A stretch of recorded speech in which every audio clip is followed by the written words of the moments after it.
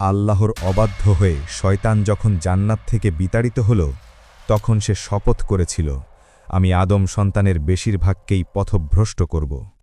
ইতিহাসে বহু জাতি এসেছে, বহু মানুষ ধ্বংস হয়েছে, আর শয়তান ভেবেছিল সে অপ্রতিরোধ্য, সে অজেয়।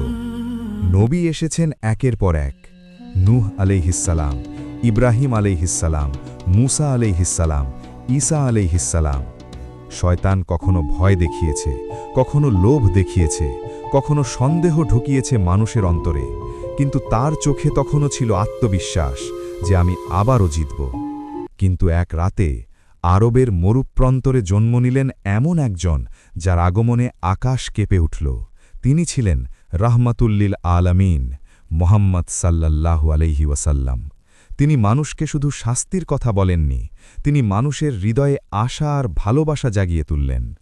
যখন কুরআনের আয়াত নাজিল হতে শুরু করল, শয়তান প্রথমবারের মতো ভয় পেল, কারণ এই কুরআন মানুষকে শিখিয়ে দিল ভুল করেও আল্লাহর কাছে ফিরে যাওয়া যায়, আর যেখানে তওবা আছে সেখানে শয়তানের আর কোনো ক্ষমতা নেই। রাসূল সাল্লাল্লাহু আলাইহি ওয়াসাল্লাম মানুষকে শিখালেন কিভাবে শয়তানের ওয়াসওয়াসা চিনতে হয়, কিভাবে আল্লাহর উপর ভরসা রাখতে হয়। শয়তান বুঝে গেল এই নবী শুধু তার সময়ের জন্য নন, তিনি কেয়ামত পর্যন্ত মানুষের পথপ্রদর্শক।